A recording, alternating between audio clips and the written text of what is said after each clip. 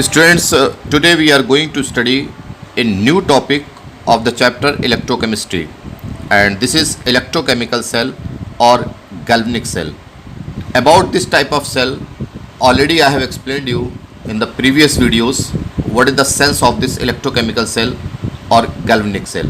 Actually, the electrochemical cells are the type of cells in which the chemical energy converts directly into the electrical energy. It means chemical changes they occur and they convert into the electrical energy. Beside this one, the negative electrode is called anode and the positive electrode is called cathode. So these things, these points already I have explained you in the previous videos. Before explaining the electrochemical cell or galvanic cell in detail, first I need to tell you about zinc copper cell which occurs in a single vessel or beaker. If you will understand this, then better you can understand the electrochemical cell or galvanic cell. This zinc copper cell which I am going to explain you first, that is an example of a direct redox reaction. How it works or functions, that we will see. In this, what do? We take one beaker, and in this beaker we take the copper sulfate solution, and in this we dip a zinc rod. When this zinc rod comes in contact with the copper sulfate solution, some chemical reactions they occur. What type of chemical reactions they occur, that I am going to explain you here. When this zinc rod comes in contact with the copper sulfate solution, the zinc start oxidizing. And what is the mean of oxidizing? This zinc start losing electron, and the first step which occur, that is Zn, give rise to Zn plus 2 electron. The electrons they remain here, and these zinc plus 2 ion which are formed, they come in the solution. So this is the first step. These zinc atoms which are present on this zinc rod, they get oxidized and convert into the zinc plus 2 and plus 2 electron. Each zinc plus 2 ion that come in the solution. Second step, the copper sulfate which we have taken in this in the form of solution. So when the water is dissolved in the copper sulfate, it breaks into SO4 minus 2 and plus Cu plus 2. It means one ion is copper and one ion is sulfate. This is the second step. Now third step. Third step means this zinc plus 2 ion which are present in the solution, they combine with this sulfate. Since the zinc is more reactive than copper, so zinc easily combines with the sulfate and the reaction occurs this way. Zn plus 2 plus SO4 minus 2 and give rise to ZnSO4. This is the third step. Now what happens in the fourth step? Zinc combines with sulfate and this copper, they gain these electrons which are produced by zinc atom or zinc metal. It means this copper plus 2 ion which are present in the solution, they gain the electron which are produced by zinc plus 2 electron, and then they form copper metal.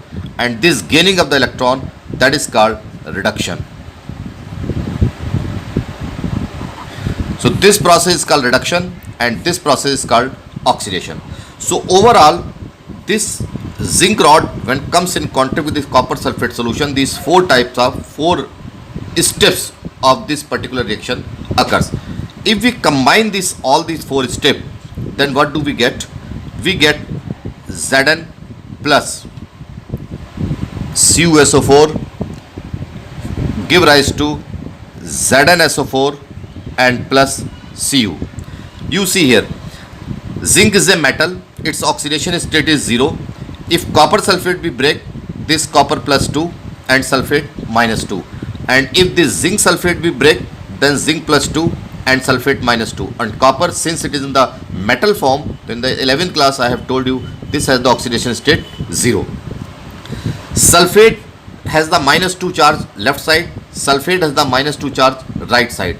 So neither oxidation takes place nor reduction takes place in this sulfate. Sulfate before the reaction, and after the reaction it remains as it is. So we leave it this, and the remaining part of this reaction is Zn plus Cu plus 2 give rise to Zn plus 2 and plus Cu. In this you see the zinc has been converted into zinc plus 2 ion, and the process is called oxidation. And this copper plus 2 ion that converts into copper, and the process is called reduction. This is a type of redox reaction. And why it is so called redox reaction? Because this is the type of reaction in which the reduction and the oxidation, both the process, they occur simultaneously in the same reaction. And this type of redox reaction is called direct reaction, or we can say direct redox reaction.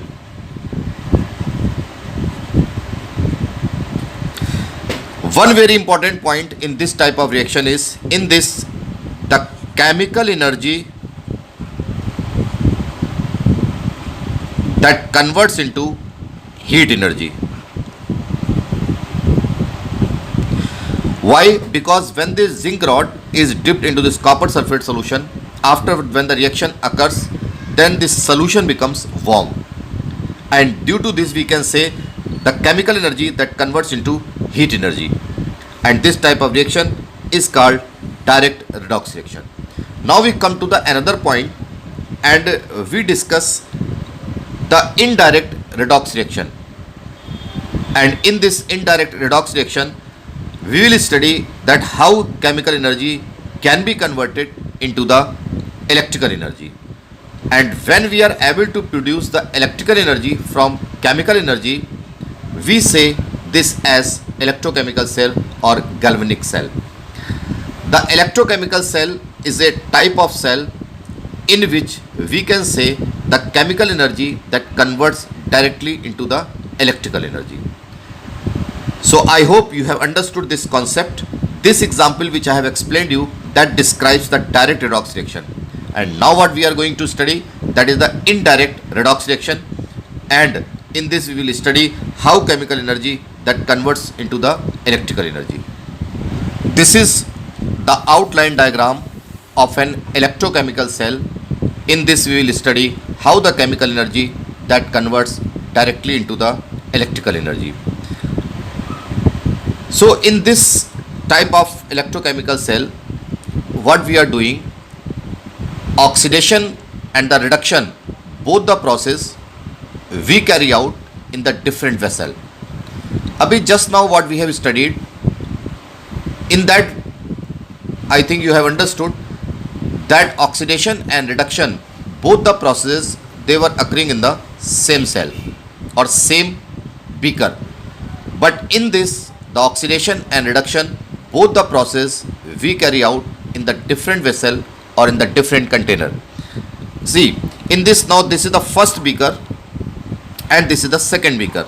In the first beaker, what we are taking the zinc rod dipped in the zinc sulfate solution, and in the second beaker we are taking the copper rod in the copper sulfate solution.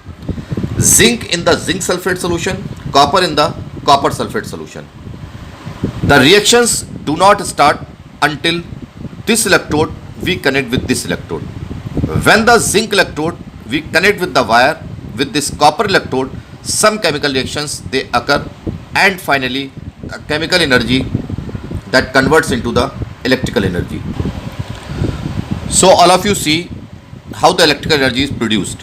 When this zinc rod that is dipped into the zinc sulfate solution, what the reactions takes place, left side that we see. First of all, this zinc sulfate, since it is dissolved in the water, it breaks into Zn plus 2 and plus SO4 minus 2. This is the first reaction which occurs on the left hand side. Now this zinc rod, since it is dipped in the zinc sulfate solution, the zinc start oxidizing, and when the zinc start oxidizing, the Zn that converts into Zn plus 2 and plus 2 electron. These zinc plus 2 ion, they come in the solution and these electrons, they remain on this electrode. From these electrodes, these electrons, they are transferred from here to the another electrode, and that is copper electrode. And what the reactions takes place this side, that we see. The first step, that is the dissociation of copper sulfate. As I have told you, this side the zinc sulfate that breaks into the Zn plus 2 and plus sulfate. In the same way, right side, this copper sulfate that breaks into copper plus 2 and plus sulfate minus 2. Now these electrons which I have told you, these electrons, they remain on this electrode, and these electrons are transferred from this electrode to this electrode. And when this electron they reach here, the copper plus 2 ion which are present in the solution, they move towards this copper electrode, they gain the electron and get reduced. It means the copper plus 2 ion which are present in the solution, they gain these 2 electron and they convert into the copper metal. As the reaction proceed for longer time, then what happens? Slowly these zinc electrodes, that amount or mass that decreases. ये धीरे धीरे जो zinc electrode है वो गलने लगता है, और ये जो copper which are present in the solution, that slowly deposits on this electrode.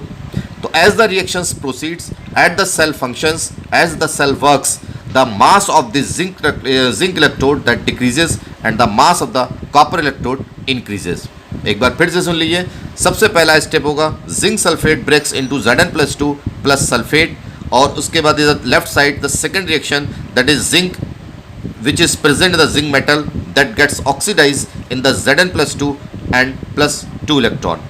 These Zn+2 ion, they come in the solution, but these electrons, they remain on this electrode, and from here they are transferred to the another electrode. And these electrons, suppose they come here, then what happens?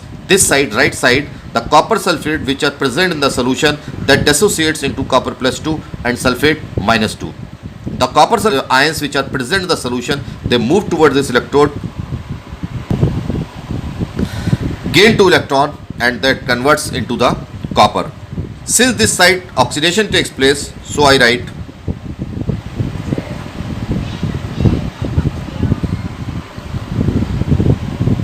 since this side oxidation takes place, so this side we write oxidation half cell, and right side we write reduction half cell. Now we come to the main point. When the electrons are produced at this electrode, these electrons, when they transfer from this side to this side, this voltmeter shows some reading and it shows some current. Actually, when this electron they transferred from this electrode to this electrode, a current is developed, and the direction of the current is always the opposite of the flow of electron. If the electron flow from this electrode to this electrode, the current flows from this electrode to this electrode. So if I ask you personally that what is the direction of the flow of electron, then you will say from zinc electrode to copper electrode. And if I ask you what is the direction of the flow of electric current, then you will say from copper electrode to zinc electrode.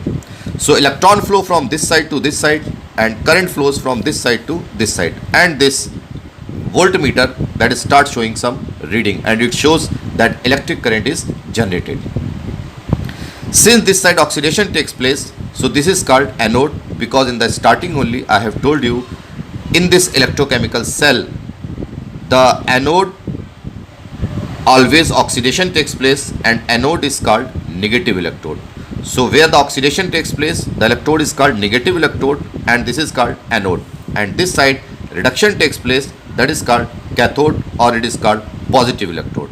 इसमें अगर आपको confusion लगता हो तो आप एक चीज़ याद रखेंगे कि whenever we show the electrochemical cell on the paper, always we show the oxidation half to the left side and the reduction half to the right side. This is a rule कि जब भी हम कभी electrochemical cell को बनाते हैं तो हमेशा ऑक्सीडेशन हाफ को लेफ्ट साइड पे रखते हैं और रिडक्शन हाफ को राइट साइड पे रखते हैं. और इसके लिए आप एक वर्ड याद कर लीजिए, LONA. This is the rule कि whenever we show the electrochemical cell, the oxidation always occurs on the left hand side and that is called negative electrode or anode. तो हमेशा याद रखेंगे कि लेफ्ट साइड पर हमेशा ऑक्सीडेशन होगा, negative electrode होगा और एनोड होगा। इसीलिए हम लोगों ने यहाँ पर क्या किया, ये लेफ्ट साइड है, लेफ्ट साइड पर ऑक्सीडेशन और negative electrode and is called anode, और इसका जस्ट अपोजिट दिस साइड होता है, जो राइट साइड होती है उस पर हमेशा रिडक्शन होता है and this is positive electrode and is called cathode. RRPCLONA लोना। तो आप एक चीज़ याद कर लीजिए, दूसरी चीज़ आपको अपने आप याद आ जाएगी, तो इस चीज़ को आप ध्यान में रखेंगे, LONA। So like this, in this type of cell the electric current is produced. Here also the redox reaction takes place. यहाँ पर आपका ऑक्सीडेशन होता है, यहाँ पर रिडक्शन होता है, लेकिन इस तरीके की जो रिडॉक्स रिएक्शन होती है इसमें ऑक्सीडेशन और रिडक्शन दोनों ही अलग अलग वेसल में होता है। इधर आपका ऑक्सीडेशन होगा और इधर आपका रिडक्शन होगा, और इसको हम लोग कहते हैं इनडायरेक्ट रिडॉक्स रिएक्शन, जिसमें केमिकल एनर्जी को डायरेक्ट हम लोग कन्वर्ट करते हैं इलेक्ट्रिकल एनर्जी में। अब एक और important point, that is salt bridge. What is the function of salt bridge? When this current flows for longer time, तो दोनों तरीके की जो दोनों तरफ जो हाफ सेल्स होते हैं उनमें थोड़ी प्रॉब्लम आती है। क्या प्रॉब्लम आती है? In the starting when the zinc sulphate solution we take, the concentration of zinc plus 2 ion और sulphate minus 2 ion which are present in the solution, the concentration remain same in the starting, but slowly as the reaction proceed, तो ये जो zinc atom है they oxidise and they come in the solution in the form of Zn+2।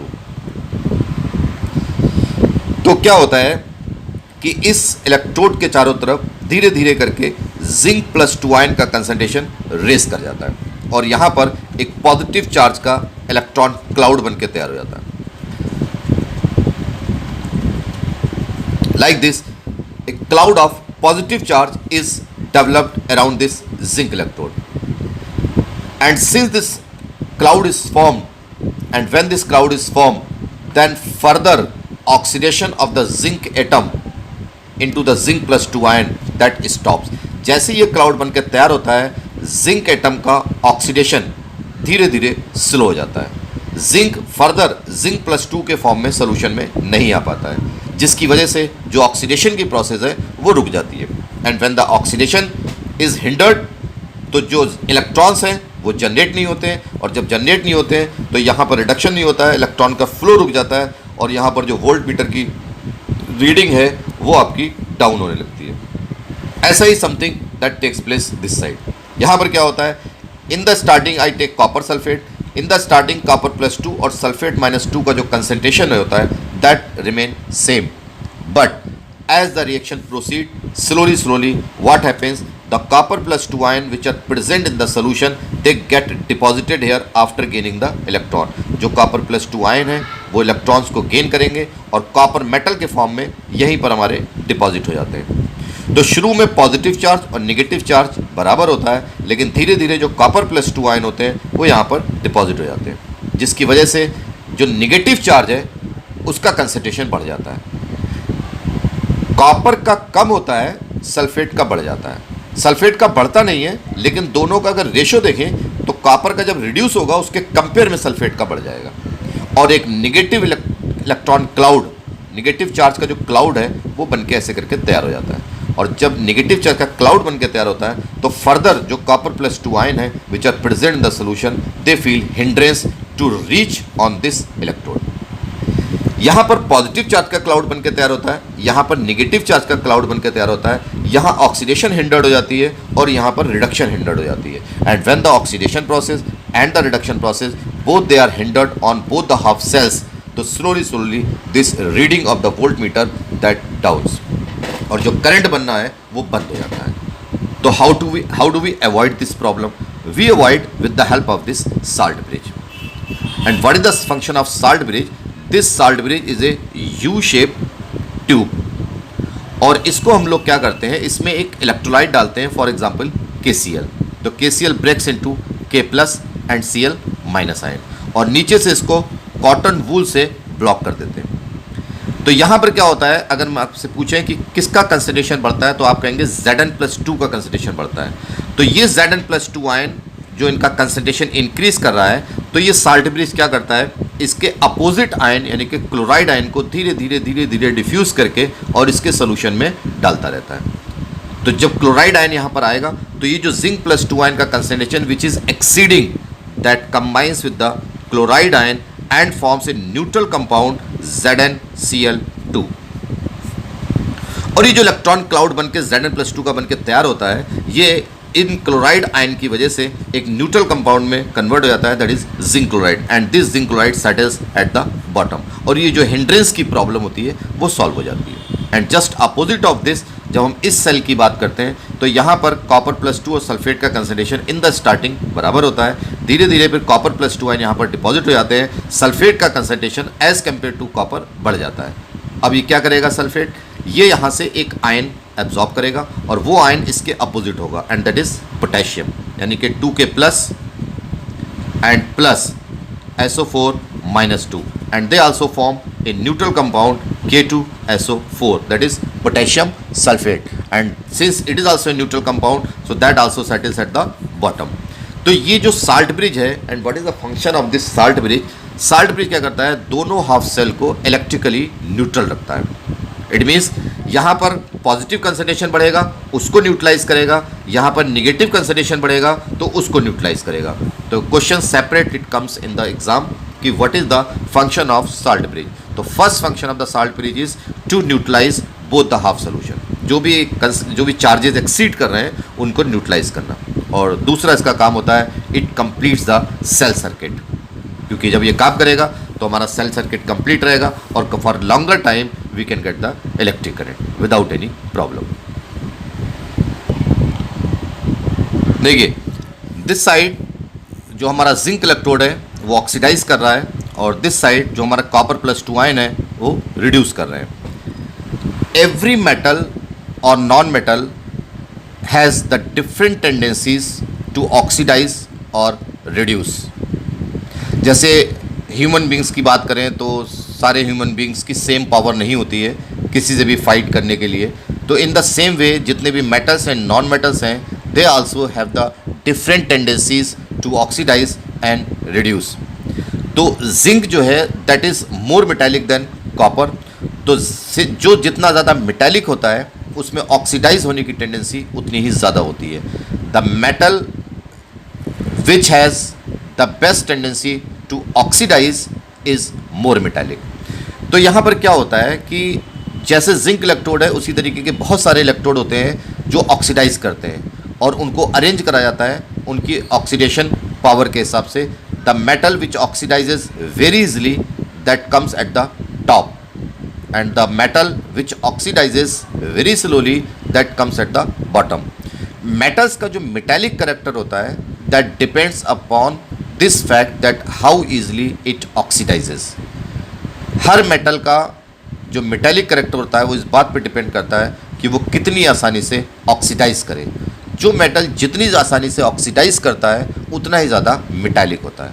The metal which oxidises easily is more metallic.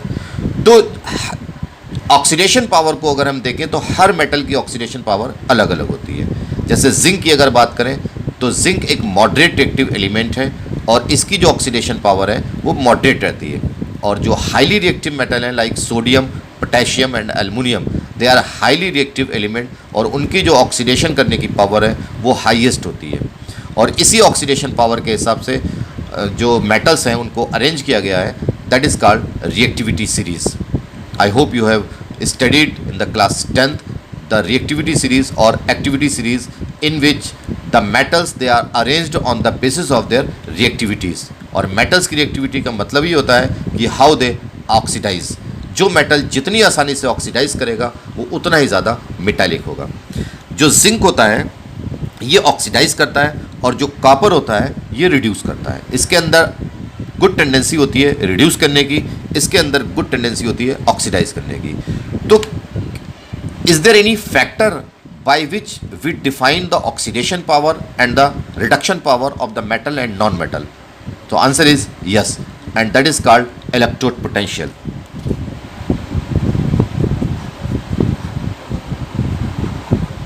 Electrode potential. Electrode potential is a measure.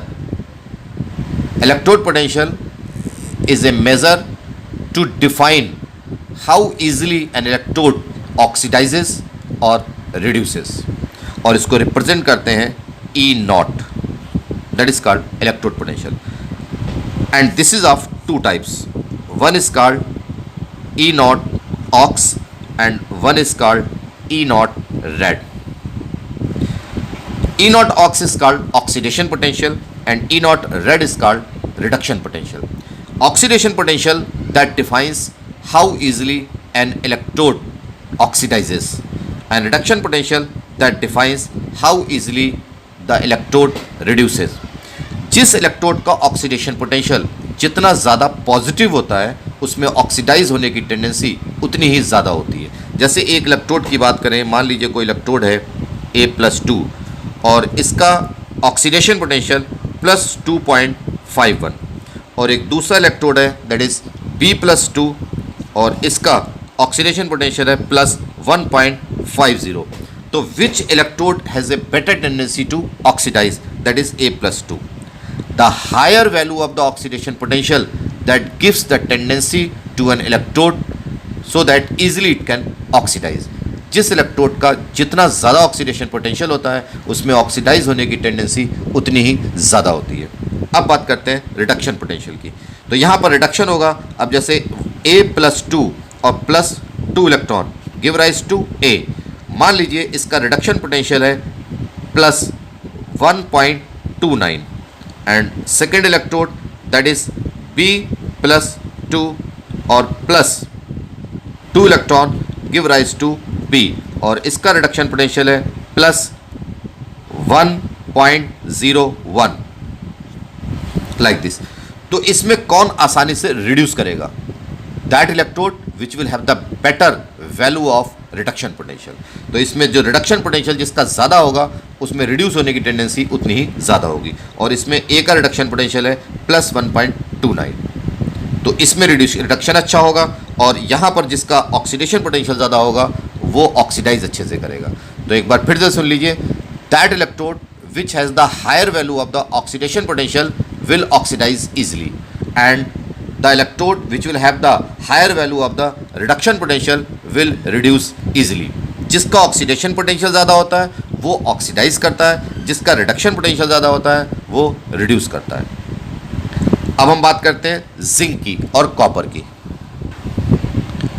अभी just now we have studied the cell of zinc and copper. तो this side we have taken the zinc, और जो zinc का oxidation potential होता है वो होता है +0.76.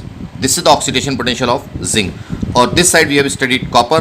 तो कॉपर का जो रिडक्शन पोटेंशियल होता है दैट इज Cu+2/Cu. देखिए यहाँ पर Zn से Zn+2 and this is called oxidation, और यहाँ पर कॉपर +2 से copper and this is called reduction, और इसका जो रिडक्शन पोटेंशियल होता है that is +0.34.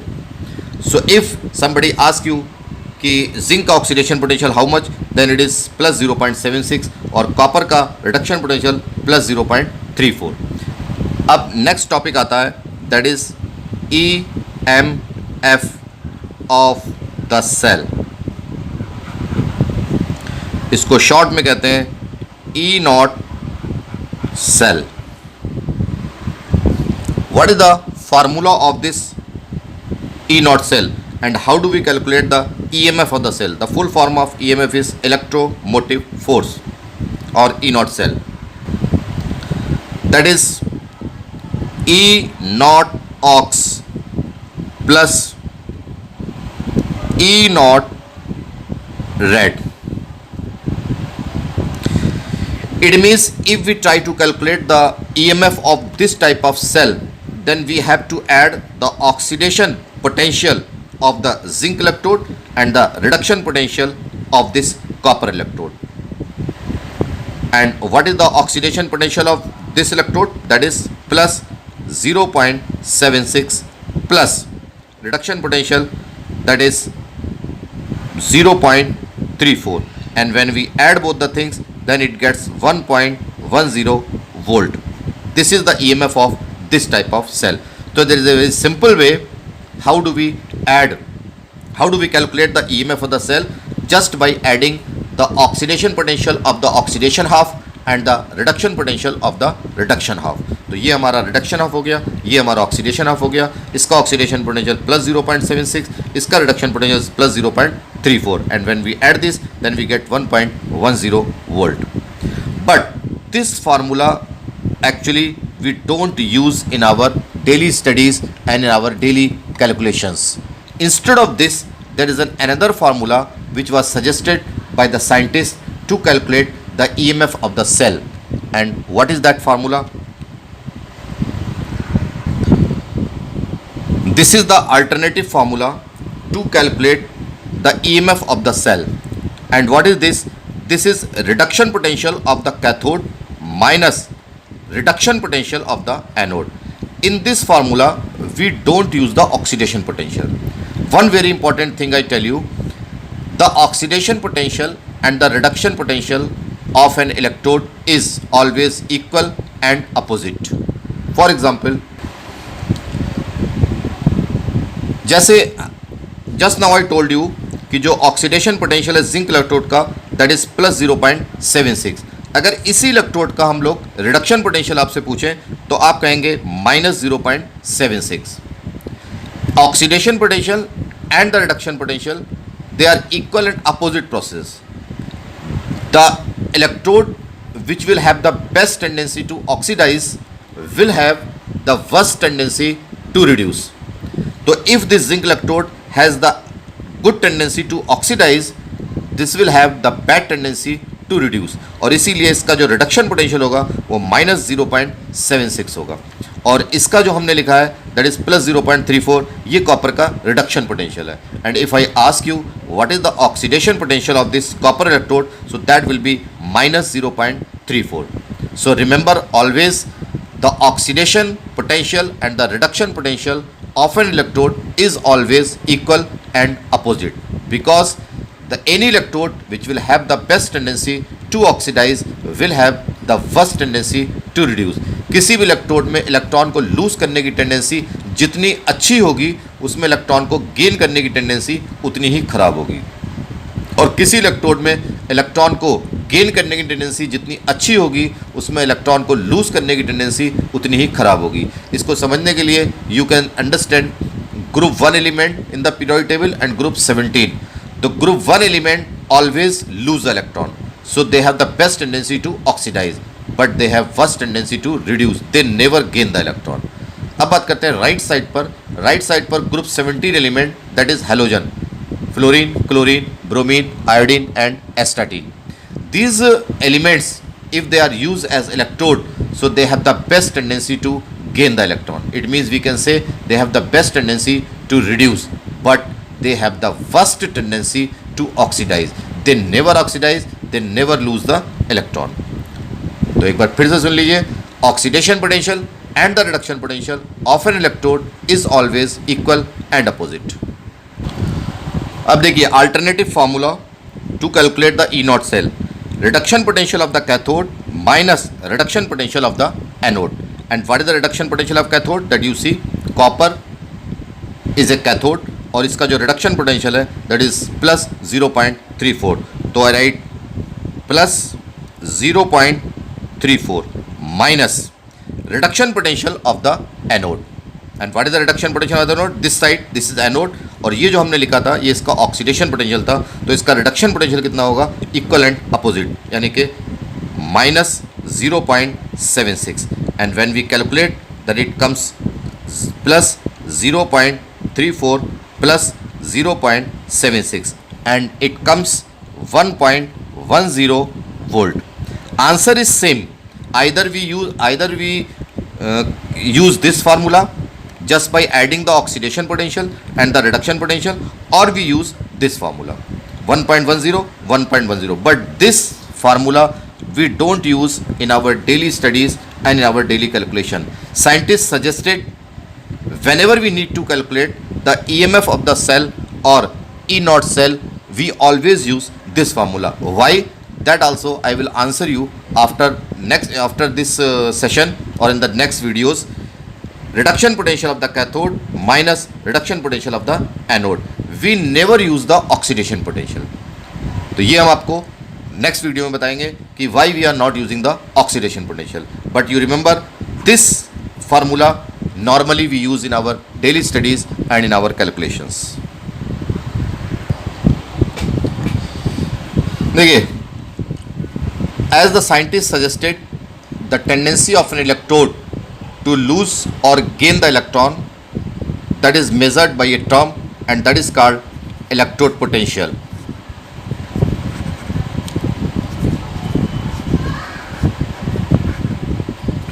And electrode potential is of two types. One is called E naught ox and another one is called E naught red. This is called oxidation potential,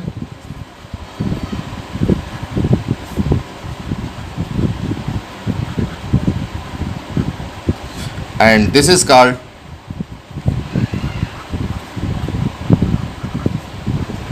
reduction potential. How easily an electrode oxidizes, that is measured by oxidation potential. How easily an electrode reduces, that is measured by reduction potential.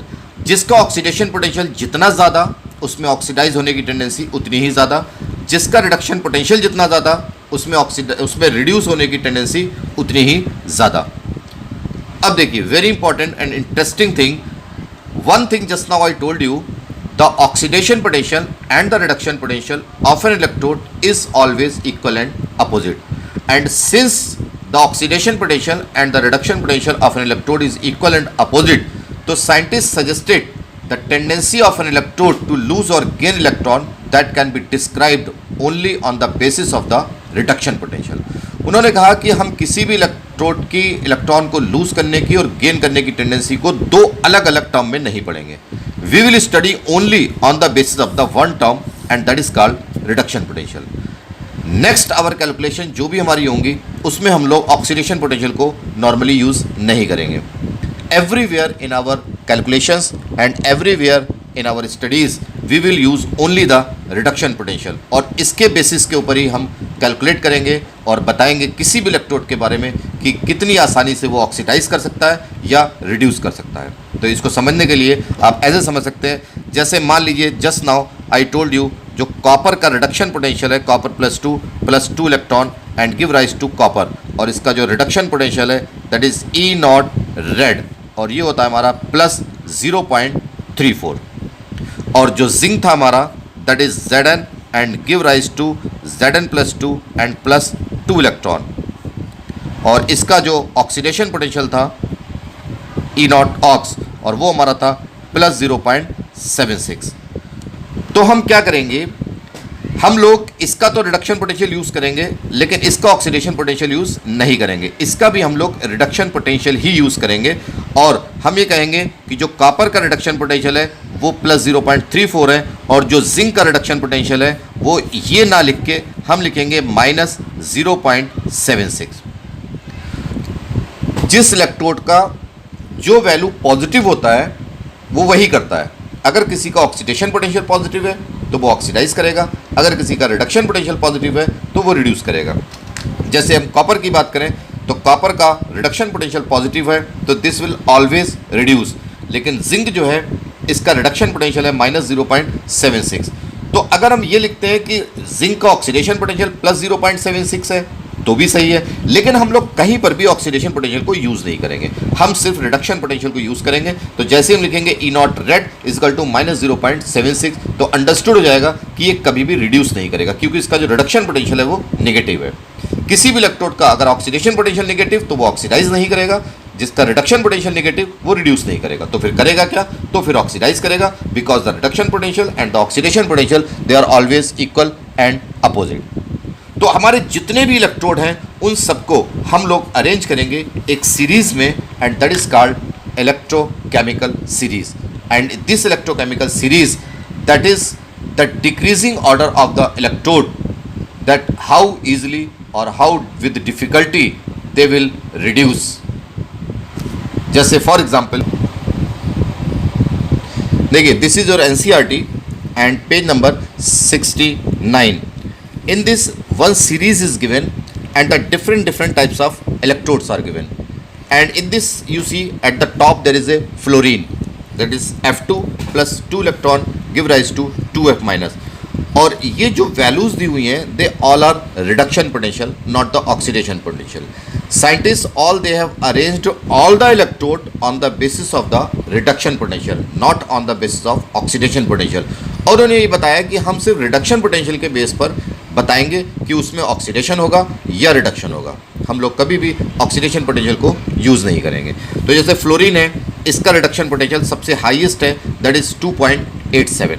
उसके बाद cobalt plus 3 है, that is 1.81.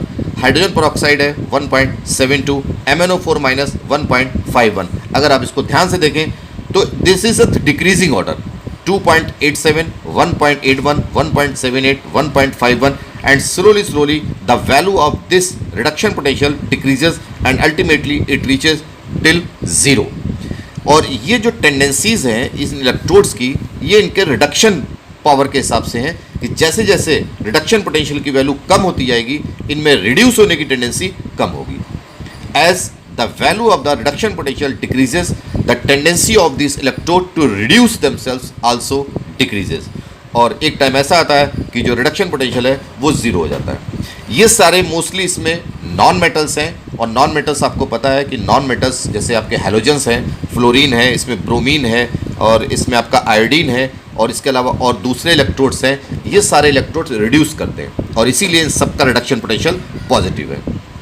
लेकिन जब हम नीचे आएंगे तो नीचे हमें मिलेंगे मेटल्स, जैसे मान लीजिए टिन है, निकल है, आयन, क्रोमियम, जिंक और आपका aluminium, magnesium, sodium, calcium, potassium, lithium. ये सारे मेटल्स हैं और आपको पता होगा कि मेटल्स कभी रिड्यूस नहीं करते, दे ऑलवेज ऑक्सीडाइज. तो इसलिए जो इनका रिडक्शन पोटेंशियल है वो सबका निगेटिव है.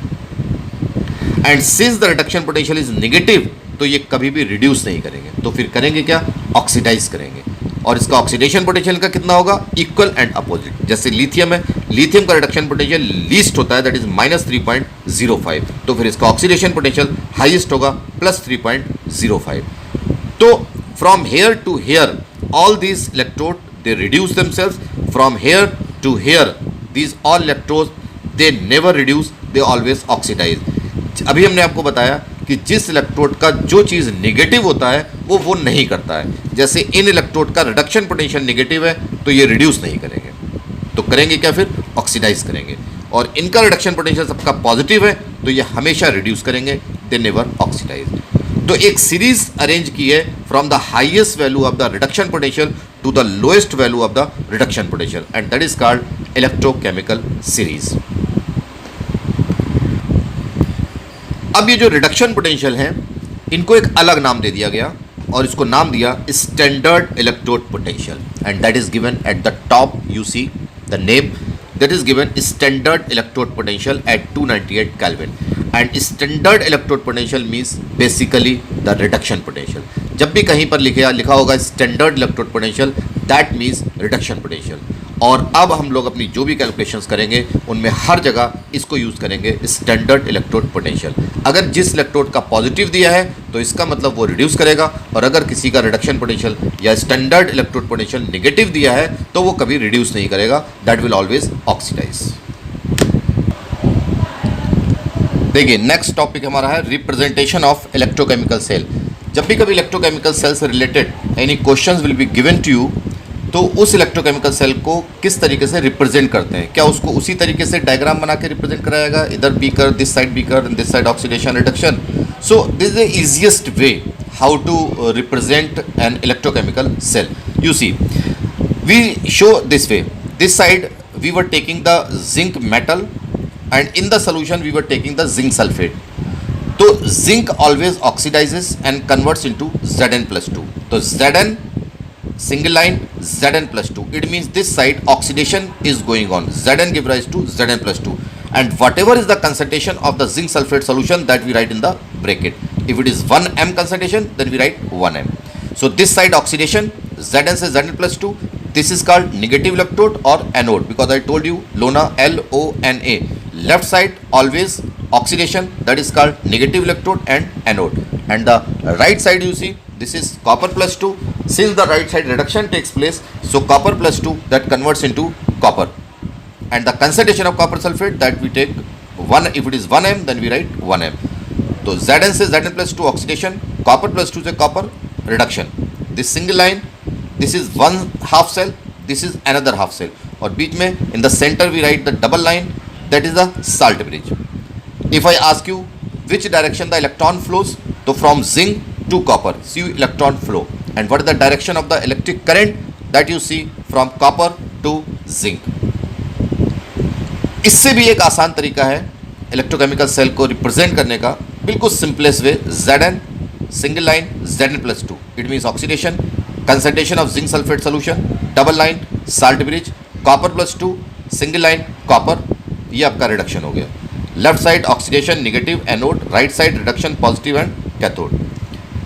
इसके बाद में हमने आपको डिफाइन कर दिया है electrode potential. And what is the electrode potential?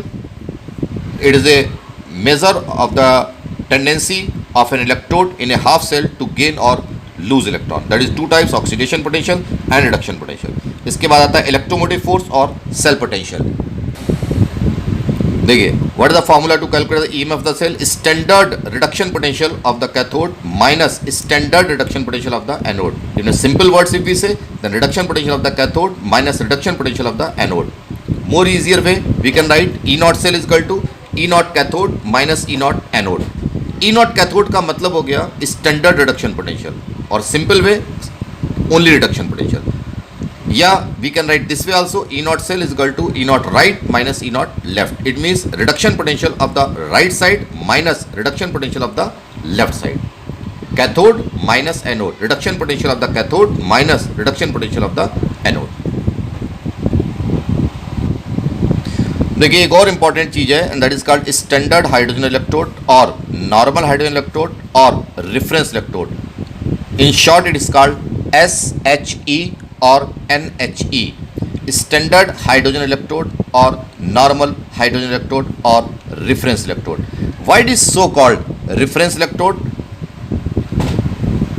Because this is a type of electrode which is used to calculate the electrode potential of any electrode like zinc और कॉपर. जैसे हमने आपको बताया, जो जिंक का इलेक्ट्रोड पोटेंशियल है, standard electrode potential, वो होता है प्लस 0.76, और जो कॉपर का स्टैंडर्ड इलेक्ट्रोड पोटेंशियल है वो होता है प्लस 0.34. तो कैसे कैलकुलेट होता है, how do we calculate this? तो हम क्या करते हैं, एक सिंगल सेल लेते हैं जिंक का और उसको कनेक्ट करते हैं इस इलेक्ट्रोड से, और इसका नाम है रेफरेंस इलेक्ट्रोड और नॉर्मल हाइड्रोजन इलेक्ट्रोड और स्टैंडर्ड हाइड्रोजन इलेक्ट्रोड. इसमें क्या होता है, you see this diagram. Down side this is a beaker, and in this beaker there is a platinum wire, and here the platinum foil, and up side this is a wire. ये एक special type का electrode है where the oxidation and reduction both the processes may occur depending by which electrode it is connected. जैसे मान लीजिए आपको zinc electrode का electrode potential calculate करना है, तो हम क्या करेंगे, जिंक को इस इलेक्ट्रोड से कनेक्ट करेंगे. Since the zinc is more metallic, तो जिंक ऑक्सीडाइज करेगा और इसमें आपका रिडक्शन होगा और ये रिड्यूस करेगा. इसको राइट साइड पे शो करेंगे और जिंक को लेफ्ट साइड पे शो करेंगे. लेकिन for example, if we need to calculate the electrode potential of copper electrode, then the copper electrode we connect with this standard hydrogen electrode. और copper जो है वो ऑक्सीडाइज नहीं करता है, हमेशा रिड्यूस करता है, क्योंकि उसका रिडक्शन पोटेंशियल पॉजिटिव होता है. तो ऐसे में जब कॉपर रिड्यूस करेगा तो कॉपर को रखेंगे हम लोग राइट साइड और इस इलेक्ट्रोड को रखते हैं left side. I mean to say कि whenever we need to calculate the electrode potential of any electrode, always it is calculated by connecting the electrode with this standard hydrogen electrode. इसमें oxidation भी possible है, इसमें reduction भी possible है, depending कि आपने किस तरीके के इलेक्ट्रोड को इससे कनेक्ट किया हुआ है. इसमें क्या होता है, देखिए, from the top we pass the hydrogen gas, and this hydrogen gas comes down and it dissociate in the presence of this platinum foil, और ये हाइड्रोजन है that breaks into 2H plus plus 2 electron, and this process is called oxidation. और जब भी SHE यानी standard hydro electrode oxidation show करता है then it works as anode, क्योंकि एनोड पर हमेशा ऑक्सीडेशन होगा।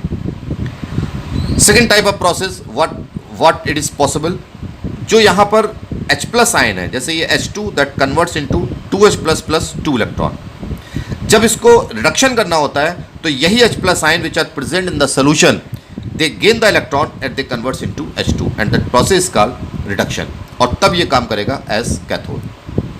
तो अगर हम जिंक इलेक्ट्रोड को इससे कनेक्ट करेंगे तो जिंक बनेगा हमारा एनोड और ये बनेगा हमारा कैथोड, और ये रिएक्शन होगी। और अगर कॉपर का हमको कैलकुलेट करना है, we need to calculate the electrode potential of copper, तो हम कॉपर को इससे कनेक्ट करेंगे तो कॉपर में रिडक्शन होगा। इट मीन्स कॉपर को हम राइट साइड पे रखेंगे और इसको हम लेफ्ट साइड पे रखेंगे, तब इसमें होगा ऑक्सीडेशन और ये बनेगा anode, and the reaction which occurs that is this H2 give rise to 2H plus plus 2 electron. Now finally I want to say कि ये जो स्टैंडर्ड हाइड्रो इलेक्ट्रोड है इसमें ऑक्सीडेशन भी हो सकता है, रिडक्शन भी हो सकता है, डिपेंड करता है कि आपको किस इलेक्ट्रोड का इलेक्ट्रोड पोटेंशियल कैलकुलेट करना है। तो अभी जो इलेक्ट्रोकेमिकल सीरीज हमने आपको दिखाई थी, ये जो electrochemical series just now I have explained you, ये जो आपका 2H plus plus 2 electron give rise to H2, ये जो जीरो है that is only the standard hydrogen electrode और नॉर्मल हाइड्रोजन इलेक्ट्रोड और रेफरेंस इलेक्ट्रोड, इसका अपना इलेक्ट्रोड पोटेंशियल जीरो होता है। और अगर हमें इस किसी भी इलेक्ट्रोड का इलेक्ट्रोड पोटेंशियल कैलकुलेट करना है तो हम इसको इस SHE से कनेक्ट करेंगे। तो ये जो ऊपर वाले हैं, सिंस इनका जो रिडक्शन पोटेंशियल है वो पॉजिटिव है, तो ये सब रिड्यूस करेंगे और ये हमारा ऑक्सीडाइज करेगा, तो ये लेफ्ट पे रहेगा और ये सब राइट पे रहेंगे। लेकिन अगर हमको इन किसी भी इलेक्ट्रोड का इलेक्ट्रोड पोटेंशियल कैलकुलेट करना है, इलेक्ट्रोड पोटेंशियल का मतलब हो गया reduction potential, standard electrode potential, अगर हमको इसका कैलकुलेट करना है तो भी हम इससे कनेक्ट करेंगे, लेकिन इनमें किसी में भी रिडक्शन नहीं होगा, ये सब ऑक्सीडाइज करेंगे और ये हमारा रिड्यूस करेगा। तब हम इनको लेफ्ट पे रखेंगे और इसको राइट पे रखेंगे। तो वो एक एग्जाम्पल हम लेते हैं ऊपर वाले का और एक लेते हैं नीचे वाले का। यहाँ पर हम लेंगे जो below the standard hydro electrode, यहाँ पर हम लोग लेंगे जिंक का example, Zn plus 2 electron give rise to zinc. एक हम इसका कैलकुलेट करके देखेंगे और एक ये ऊपर वाली जो सीरीज है इसमें हम लोग लेंगे कॉपर, ये Cu plus 2 electron give rise to Cu। Must keep in the mind, इसका जो स्टैंडर्ड इलेक्ट्रोड पोटेंशियल है वो होता है 0.34 और जिंक का जो स्टैंडर्ड इलेक्ट्रोड पोटेंशियल यानी कि रिडक्शन पोटेंशियल होता है वो -0.76। तो इन दोनों को हमको कैलकुलेट करना है और हम देखेंगे कि how do we calculate these values with the help of standard hydrogen electrode. See this is the zinc electrode और हमको इसका इलेक्ट्रोड पोटेंशियल कैलकुलेट करना है। तो हम क्या करेंगे, इसको कनेक्ट करेंगे हम स्टैंडर्ड हाइड्रोजन इलेक्ट्रोड से, and as we connect this electrode with the standard hydrogen electrode, यहाँ पर जो वोल्ट मीटर है वो रीडिंग शो करेगा +0.76 और ये होता है इस सेल का E0 सेल और electromotive force E0 cell that is equal to +0.76। तो how do we calculate the electrode potential of this electrode, that we see, we use this formula E0 cell is equal to E0 right minus E0 left. जो E0 cell है जो meter reading show कर रहा था that was 0.76 equal to right side पे आपका है standard hydrogen electrode और इसका जो इलेक्ट्रोड पोटेंशियल होता है that is 0 minus E0 left पर हमारा है जिंक इलेक्ट्रोड, इसका हमको कैलकुलेट करना है। व्हेन वी कैलकुलेट दिस, इसको अगर आप x मान लें तो ये आपका x हो गया and that is equal to minus this side it will come -0.76 volt. और अभी सीरीज में हमने आपको बताया था कि जो स्टैंडर्ड हाइड्रो इलेक्ट्रोड है जिंक का वो होता है -0.76। Now we take the second example, how to calculate the electrode potential of copper electrode. अब देखिए this is the copper electrode and we need to calculate the electrode potential of this electrode, लेकिन ध्यान रहे कि इसमें हमेशा reduction होगा, तो since the reduction takes place तो we keep the right side और जो स्टैंडर्ड हाइड्रो इलेक्ट्रोड है वो हम रखेंगे left side. And as we connect this electrode to this electrode at once this meter shows the reading that is +0.34 and that is called E0 cell, and we calculate the E0 cell formula we use E0 cell is equal to E0 R minus E0 L, यानी कि reduction potential of the right side minus reduction potential of the left side. E naught cell की value 0.34 is equal to E naught right X, इसकी calculate करना है, minus E not left यानी कि standard hydro electrode, और इसकी value होती है 0। इफ इसको हम x मान लें तो ये x की वैल्यू आ जाएगी हमारी 0.34। सो जैसे हम लोगों ने कैलकुलेट किया है standard electrode potential of zinc and copper, in the same way all the electrodes which are shown in the electrochemical series, they are calculated by connecting the electrode with the standard hydrogen electrode। और इस तरीके से जब सारे electrode के electrode potential calculate हो जाते हैं तभी उसकी सीरीज बनती है, and that is called electrochemical series. This is the electrochemical series and that is given in NCERT page number 69 which I have shown you just now।